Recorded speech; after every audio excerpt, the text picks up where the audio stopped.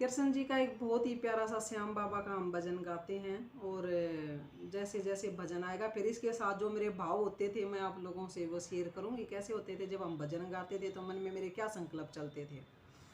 तो अभी आप पहले भजन सुनो, फिर उसके बारे में जो मैं बात मेरे मन के संकल्पों के तहत जो भी चलता था वो मैं आपसे शेयर करूंगी।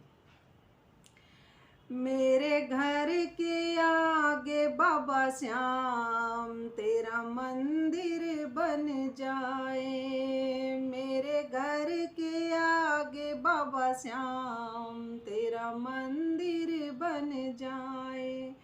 जब खिड़की खोलूं तो तेरा दर्शन हो जाए। जब खिड़की खोलूं तो तेरा दर्शन हो जाए। मेरे घर के आगे बाबा श्याम तेरा मंदिर बन जाए। जब होगी आरती तेरी घंटी सुनाई देगी। जब होगी आरती तेरी घंटी सुनाई देगी। मुझे रोज सवेरे तेरी सूरत दिखाई देगी। मुझे रोज सवेरे तेरी सूरत दिखाई देगी। जब भजन करे कोई मुझको भी सुन जाए। जब भजन करे कोई मुझको भी सुन जाए। जब खिड़की खोलूं तो तेरे दर्शन हो जाए। जब खिड़की खोलूं तो तेरे दर्शन हो जाए। मेरे घर के आगे बाबा श्याम तेरा मंदिर बन जाए। मैं आते जाते बाबा तुमको प्रणाम करूँगा। मैं आते जाते बाबा तुमको प्रणाम करूँगा। जो मेरे लायक होगा मैं तेरा काम करूँगा। जो मेरे लायक होगा मैं तेरा काम करूँगा। तेरी सेवा करने से मेरी किस्मत खुल जाए। तेरी सेवा करने से मेरी किस्मत खुल जाए।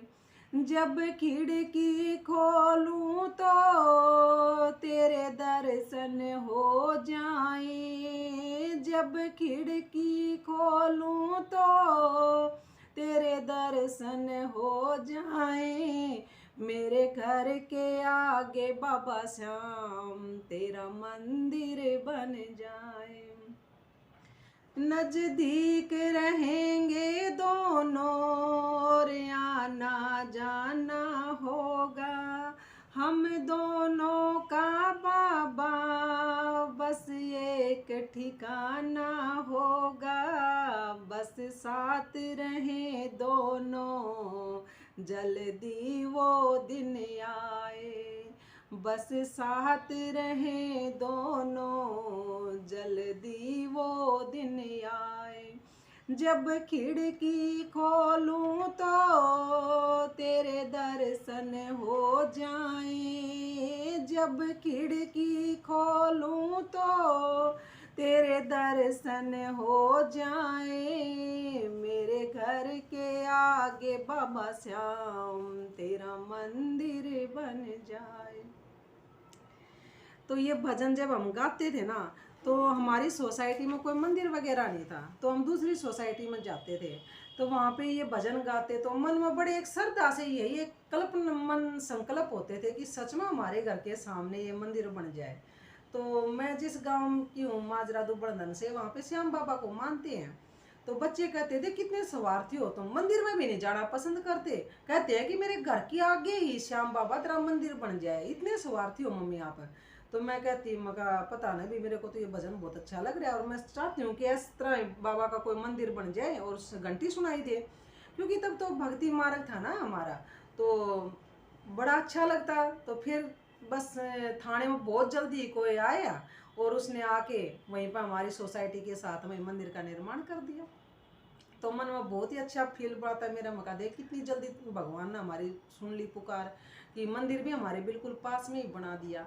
और जैसे हम जाते हैं मंदिर में तो वो बातें करते हैं, लेकिन चलते चलते कहते हैं ना कि अब परमात्मा भी मिल गए फिर तो आके हमने, क्योंकि भक्ति मार्ग जब पूरा हो जाता है तो भगवान कहते हैं कि ज्ञान मार्ग मिल जाता है। तो अब पता चला कि हम दोनों का बाबा बस एक ठिकाना होगा। अब तो आत्मा और परमात्मा का ठिकाना है और तो कोई बस ठीक है। ये सब भक्ति मार्ग था, इन्होंने सब ने बहुत अच्छा अच्छा किया। तो जैसे ही हमारे को ज्ञान मार्ग मिला ना, तो उन भक्ति मार्ग की हर चीज़ के लिए बड़ा भाव उमड़ के आता है। ये बात नहीं है कि हम जब ज्ञान में जाते हैं तो उन चीज़ों से हमारा कोई कनेक्शन कट हो जाता है, नहीं, और भी ज़्यादा अच्छी तरह से उनका हमारे को असली रूप का पता चल जाता है कि भाई ये चीज़ें क्या हैं और इन चीज़ों से हमारे को क्या मिलना है और इन चीज़ों से हम क्या ले सकते हैं। तो वो जो एक अंधा विश्वास है ना, वो ख़त्म हो जाता है। तो भगवान ने जब ज्ञान दिया तो बहुत ही अच्छा लगा कि सच में इस भगवान इस भजन के माध्यम से भी वही बात थी कि मैं आते जाते बाबा तुझको प्रणाम करूं।